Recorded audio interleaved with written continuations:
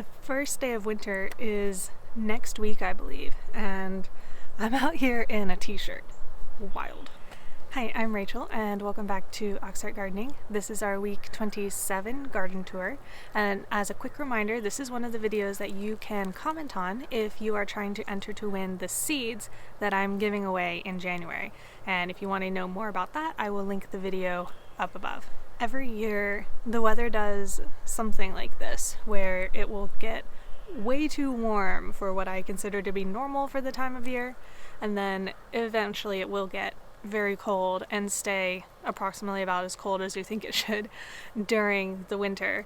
But every year I'm still surprised, and today is one of those days that I'm feeling very surprised about the weather. I am pretty happy about it though, because this is coming right after a good amount of rain that we had, so the garden is well watered and it's getting some nice warm temperatures, so hopefully we'll see a little bit more growth in the coming days than we previously have been.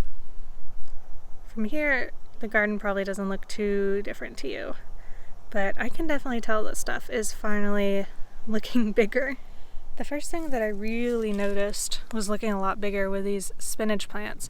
I think last time they had like maybe 2 sets of leaves, and we're up to 4 sets of leaves. So that's some pretty good growth. Along the trellis, maybe the fava beans are looking a little floofier than they were. But definitely the onions, well, they don't look like they've grown, but they have a good reason for not looking like they've grown.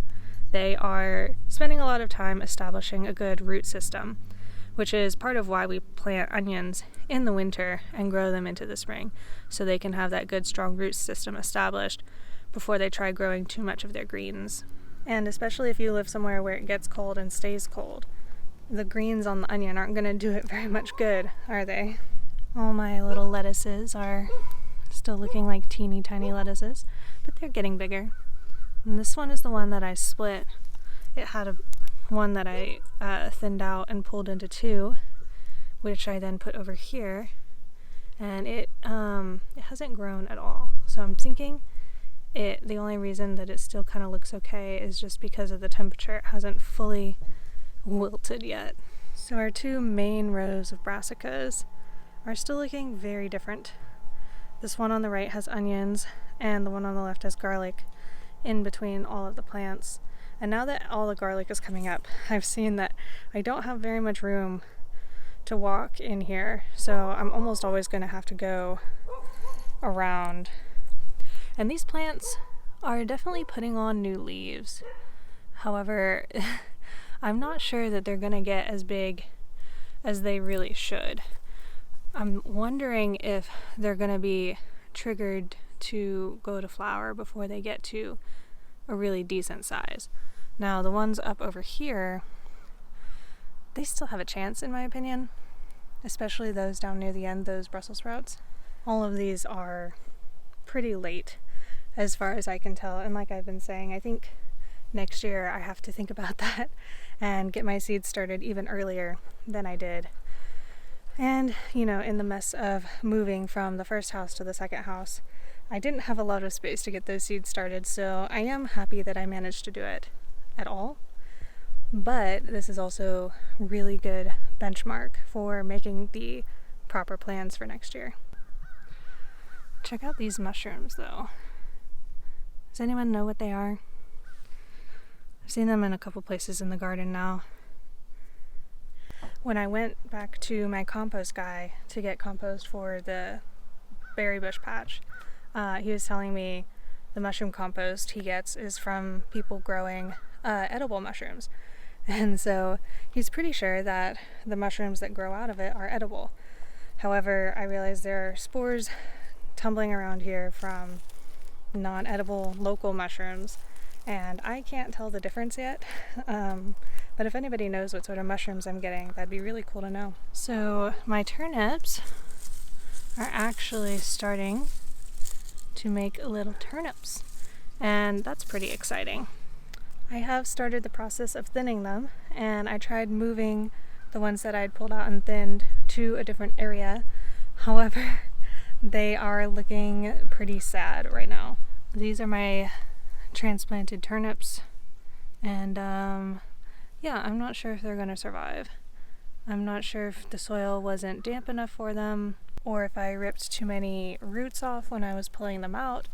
Maybe I waited until they were too big to try and transplant them, which that would hurt them because they would have way more foliage to support on the minimal amount of root that I would be able to get out of the ground without damaging the other root right next to it. So maybe a combination of all of those things. Maybe the temperature shock of overnight without a good root system wasn't so good for them either. Because the way plants like this work is when it gets cold, they increase the sugar content in their leaves, which then decreases the freezing temperature of the water in the leaves and protects the leaves from freezing temperatures. And so if it didn't have a source of sugar in its root to get up into its leaves, then the frost could have killed it. These Brussels sprout leaves keep collecting adorable little droplets of water. Over here is like the most promising section of the garden. Everything looks pretty decently healthy. On this Brussels sprout in particular, I'm starting to see stuff come up in the little crooks of its leaves, which is where Brussels sprouts would actually form on this plant. And this plant is a little small overall to be forming Brussels sprouts, and so I'm wondering if it will just have a small harvest instead of getting as big as it should have before putting on its little sprouts. So this is graffiti cauliflower, and you can see the purple leaves coming up in the center. Something I've realized some people don't know about cauliflower and broccoli is that the part that you eat is actually the flower of the plant, cauliflower.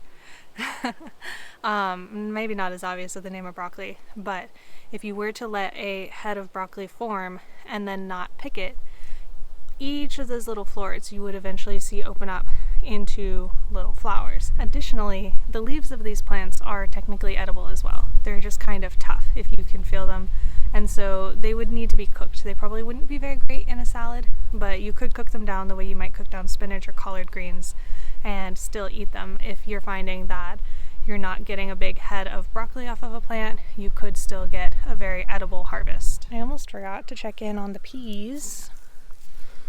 Well, they still look approximately the same. Not dead, not thriving. Oh, look, this one is actually tall enough to reach the trellis. Come on, little guy. You can do it. These peas, by the way, are supposed to get anywhere from 8 to 10 feet tall, which is why they're on this trellis. And I know they look silly right now on that trellis being like this tall, but in case you're wondering, they are supposed to be really tall plants. There are dwarf peas varieties that you can buy that are supposed to be short, but these are not them. Oh, look at this one at the end. He's just barely alive. Still there though. We'll have to see what happens to these if they ever actually produce any peas for me. Everything in the raised bed still looking pretty good. I want to point out specifically my cilantro getting bigger little leaves, and my sage, which is dropping its larger outer leaves. It's lost a couple sets already, and it is actually actively putting on new baby leaves right now during this season. Sage is a wonderful plant to grow over winter. I've also got my parsley actively putting on fresh leaves from these now giant roots it's got, and of course the older leaves aren't going to look as great, but it's pretty interesting that a plant like this that you usually see used in summer cooking does so well over the winter. Oh, and I wanted to show you this thyme plant. You can see some of the leaves are turning purple. I think that that is just the plant's reaction to it being cold outside. I don't think it's indicative of any nutrient deficiencies or anything. I think it's just what the plant does when it gets cold outside. Alrighty guys, that is all I have for you today. Thank you for watching. Again, don't forget to comment if you're trying to enter to win the seeds, and I will see you with a new video on Saturday. Until then, happy gardening!